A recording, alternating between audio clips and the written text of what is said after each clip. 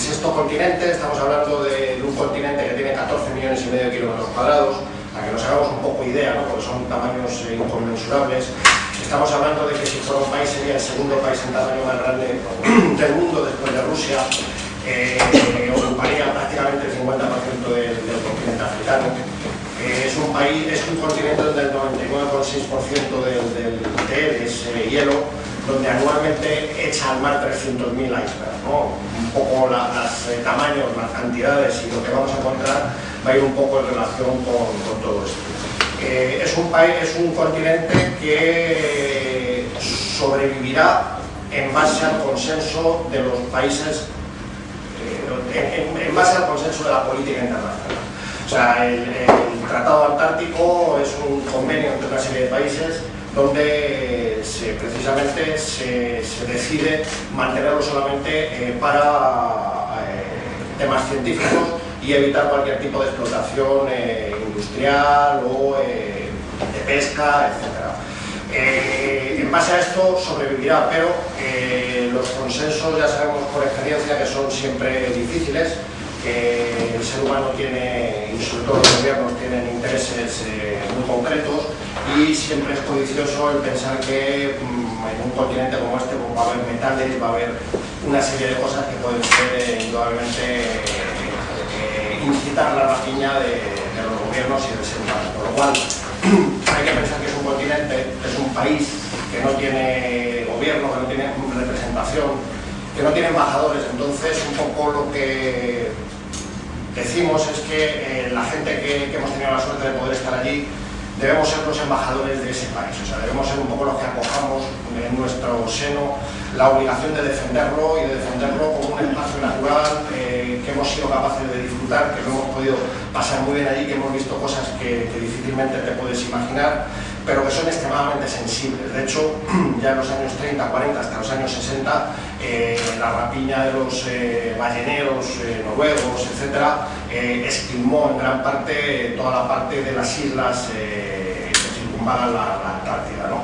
Esto cuando lo vives allá en San George y ves las bases balleneras y ves que en Grytviken concretamente se llegaron a procesar 125.000 ballenas, realmente se te parte el alma de pensar en cómo se pudo devastar de la manera que se devastó aquellas zonas, y además con la alegría con que se hizo. Se mataron elefantes marinos, se mataron incluso pingüinos para sacar grasa, o sea que esto fue un poco toda la rapiña que en aquellos años propició aquello.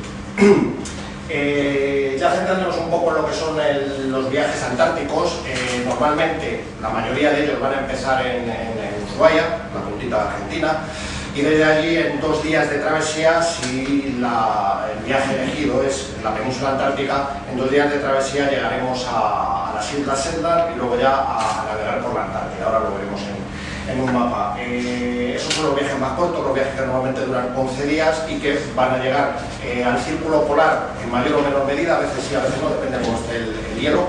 Y se va a hacer el recorrido de ese rabito, que es lo que se denomina península antártica. Los viajes más largos son los de 19-20 días, que son los que van a tocar las islas Malvinas, South Georgia, y luego a través de Orcadas y las Islas Shetland llegar a la península antártica. Van a ofrecer una variedad mucho más amplia de fauna.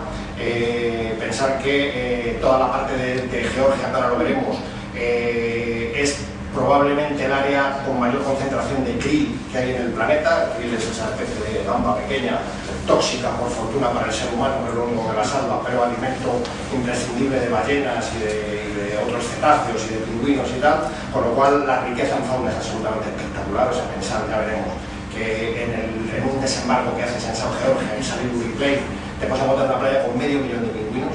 Esto se te salta las lágrimas de ver aquello, ¿no? Pero 500.000 de pingüinos y quizá 30 o 40.000 elefantes marinos de 4.000 kilos, ¿no? Entonces la experiencia a nivel de fauna es inimaginable, ¿no? Entonces es un muy buen complemento para lo que es la Antártida, ¿no? Vamos a ver otros tipos de pingüinos, vamos a ver pingüino rey, vamos a ver cierto tipo de focas que no vamos a ver luego ya en la Antártida, con lo cual a nivel de fauna nos va a hacer un aporte importante. Y luego hay otras muchas rutas que se pueden hacer a la Antártida. Van a ir también en función de la duración y van a ir también en función de los precios, O sea, hay programas incluso con desembarcos en helicóptero para ir a ver las colonias del pingüino emperador, Hay programas que entrando por Ushuaia salen por Australia o salen por Nueva Zelanda, o sea que hacen toda la travesía, bordean toda la Antártida. Bueno, hay una gama importante de viajes, quizá ya mucho más específicos para gente que ya busque cuestiones concretas, ¿no?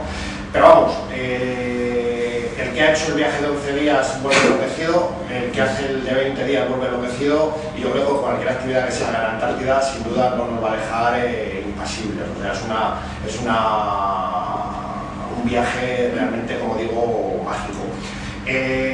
Pensar que los barcos por los que se está haciendo la Antártida, o sea, todos los viajes en la Antártida podemos más o menos darle una fecha de los años 90, 90 y tantos, empezaron a hacer los primeros viajes a la Antártida, digamos viajes turísticos, no científicos.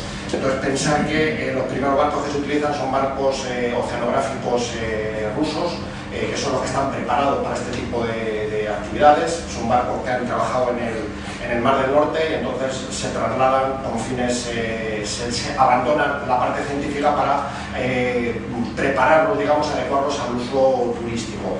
Son barcos que dan una calidad muy razonable, incluso diría que buena, pero actualmente ya están saliendo una nueva generación de barcos que van sustituyendo a los Molchanov, Benikov, que cualquiera de los que nos hayamos preocupado por el tema Antártida son nombres que hemos oído en alguna ocasión.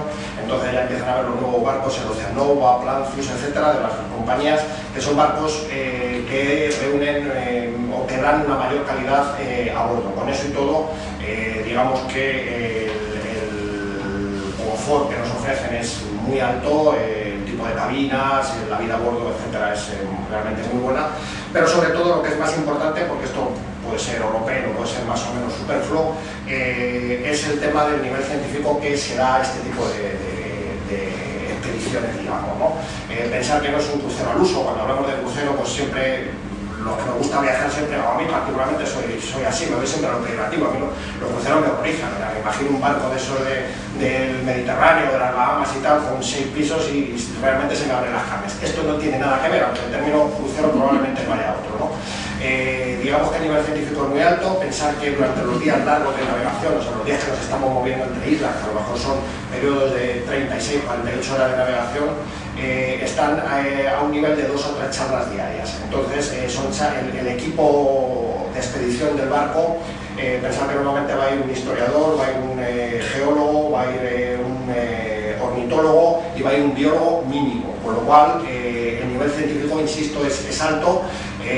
Cierto que hay que manejarse con el inglés razonablemente bien, porque es una panoplia de inglés muy amplia. Tienes neozelandeses, sudafricanos, australianos, de todos los niveles, galeses, ingleses, norteamericanos, canadienses.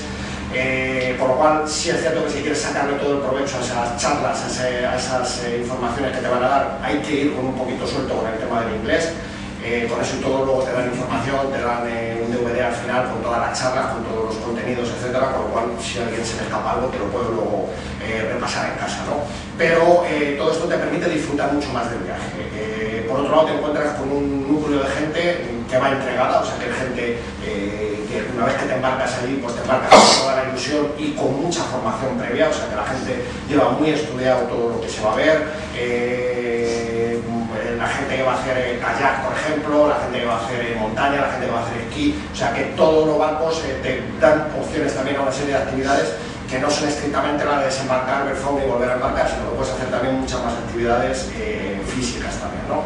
Esto es importante tener en cuenta porque el hielo para poder cumplir, con lo cual el tiempo que dedicamos a la península antártida fue un poco más corto de lo que estaba previsto, porque las condiciones son así, pero hay que pensar que esto es así. O sea, no es, aunque nos estén dando un nivel de confort y nos estén dando una serie de